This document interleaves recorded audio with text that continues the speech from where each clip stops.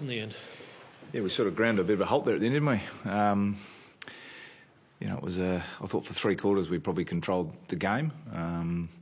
In the last quarter, and look, North's a quality side who was pushing, had a lot to play for tonight, and clearly in the last quarter they sort of probably threw a bit of caution to the wind and took the game on a bit more and were able to get some field position.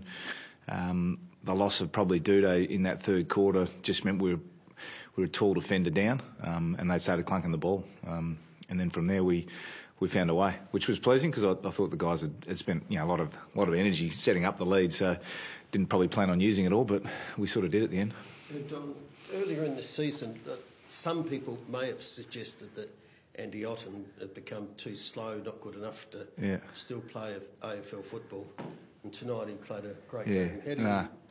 How did you see his game? Oh, he was outstanding tonight, Andy, and I'm super proud of what he did. I mean, I called him at sort of pretty much 6 o'clock on Friday night and said, look, Keith, he's pretty sore and a bit tight in that hamstring, and we don't want to take the risk with him, so you're going to come in and play and you're going to take Ben Brown. And, Otto being the sort of professional he is, was, not a problem. I'll do whatever I can for the team, and I thought his job tonight was outstanding. Were you totally surprised?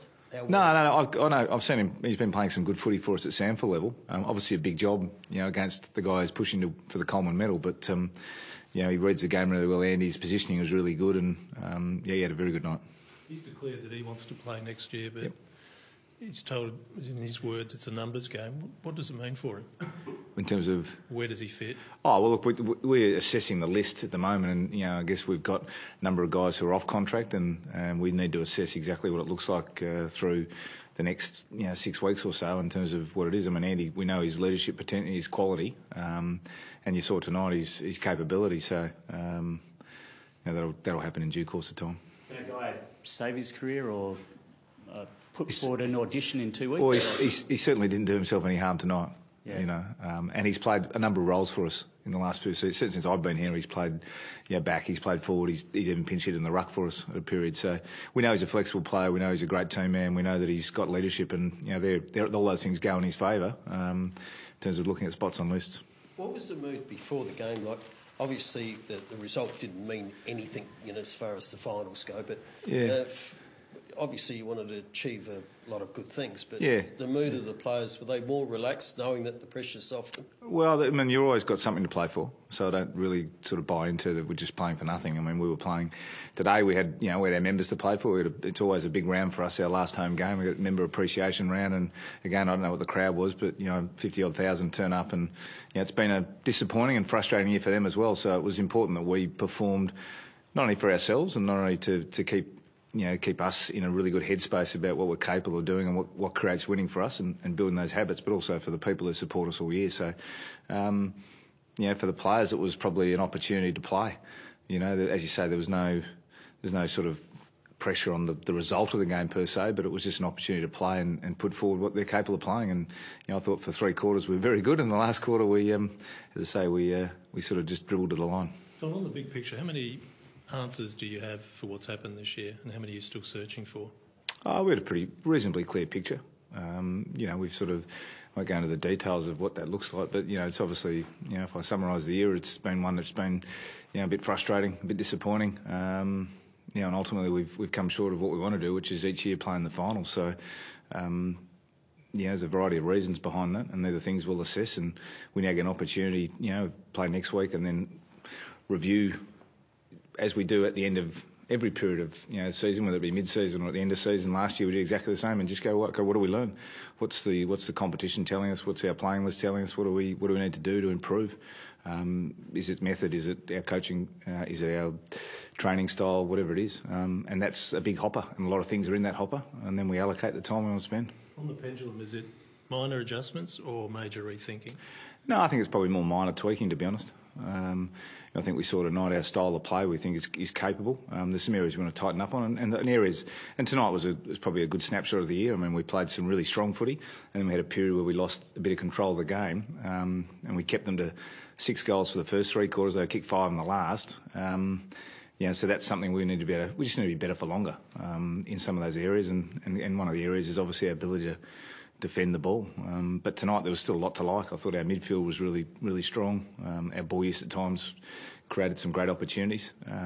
but there are little areas we want to tighten up on in terms of connection through mid-forward as well. There's always, I think every coach in the league would be searching to get improved in that area, so we'll keep working on those things. But when you can't afford to stand still, how much more difficult is it when you don't know where the goalposts are going to be placed next year because of what the AFL is doing? In terms of the rules? Yeah. Well, we'll have to get some clarity on that. I don't know what the time frame is from the AFL around what it looks like, but I'm pretty confident the AFL will give us a bit of a heads up of what they may be looking at doing, certainly well before we finalise lists and we go into trade periods, and if not then, certainly before the draft period, whereby we start to bolster lists and try and fill gaps that we might have. So I'm pretty confident that direction will come. What was your take on the Duday collision? Both blokes pretty low down and both going for the ball? Yeah, that's what it looked like to me. It looked like just a classic footy contest. Unfortunately for Tom, it looks like he's done some damage to that collarbone, which will rule him out. But he's had a fantastic year, and some of his efforts tonight just epitomise what I think we've seen all year from Tom.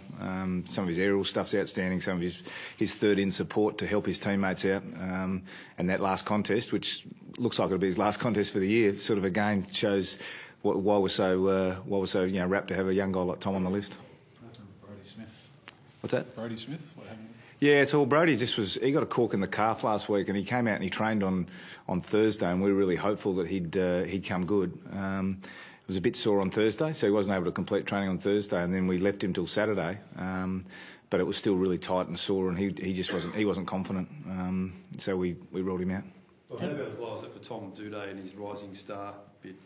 Well, I wouldn't have thought it'd be a blow. I mean, there's only one game to go before they finalise it. I think they'll take it on the body of evidence he's produced over the previous 20-odd weeks. So, I think it's pretty solid. I mean, I haven't gone through each of the guys who are in line for that award, but I'm certainly been wrapped with Tom's year, and he'd be a worthy winner if that was the way it fell. Mitch McGovern behind the ball in the last couple of minutes tonight, that worked really well for you. He had a good role there, 3 or 4 intercept marks. Yeah, he was good at the end there. I mean, he missed that one early in the last quarter, come out forward, but he seemed to be catching them down back really well. So, look, it was good to put him down there. We felt like the game was sort of just flowing their way, and they were starting to, with Tom off, as I said, they were starting to clunk the ball a little bit, and Mitch held us, he held it up for us down there, which was really good. So you probably need him there next week against Carlton? Well, potentially we might get Alex Keith back next week, and Daniel Talia is due to train this week. He's still got some bone bruising there, so he's got a bit of work to do, but there's a chance we'll get Alex back, so we may look at Mitch back next week. We'll wait and see. There's a chance to play this week, being in the squad. With one game to go, you're likely to give somebody like him a try, just to have a look at him before as you assess the whole squad. Yeah, we'll have a look at that. I mean, it's one of those ones I'm not sort of necessarily just into giving games to guys just for giving them exposure, but I mean, to Elliott's credit, his form's been really good. Even yesterday, as much as it was tough down there at times, I thought he presented really well and competed really well, which is what we're looking for him to do. So, that'll be something that comes up at match committee, whether, I think he's earned an opportunity. Whether there's one available for him next week, we'll assess that during the week. Just to go back where you said you got a reasonably clear picture of the year, are you comfortable with leaving the assessment of that picture internally, or would you like someone externally just to come over and check over the assessment? No, I'm pretty comfortable where we're at internally. I think between the openness of our players, our coaches, in looking at our program. I mean, there's not, as I say, from a game style viewpoint, there's a final series to go forward, and the finals generally shows up a little bit of the trend line of things that can create winning, obviously at the finals footy side of things. So from a style viewpoint, that's well within our coaches' reach, I believe, to analyse that. That's what we get paid to do. And from a program viewpoint, I think it's a combination of factors around, whether it be our strength, our conditioning, our skill work, all those things. Which, again, I'm confident with the people internally that can assess those, and I've got belief and trust in those people to get it done. What are your thoughts on Matt Crouch's game? Yeah, he racked up a bit, didn't he? You got 35 handballs and 46 possessions. It's a pretty big day. I thought Matt was part of a really good midfield. We knew it was going to be a challenge against North's midfield that had been really strong, and he led that midfield group really well. On the final 8 is set now, with Melbourne upsetting West Coast in Perth today. Who's Richmond's biggest challenger, do you think? Yeah, it's hard to say. I mean, GWS is, before yesterday, he'd say played really well. Sydney continues to win games of footy and do it really impressively. They're a hard team to score against, so they're a really contested game side. But it's going to be the season's been so even. I reckon it's going to be a really fascinating final series, to be honest. But I'd be guessing, to be honest. Thanks, guys. Thanks, guys. Thanks, Tom.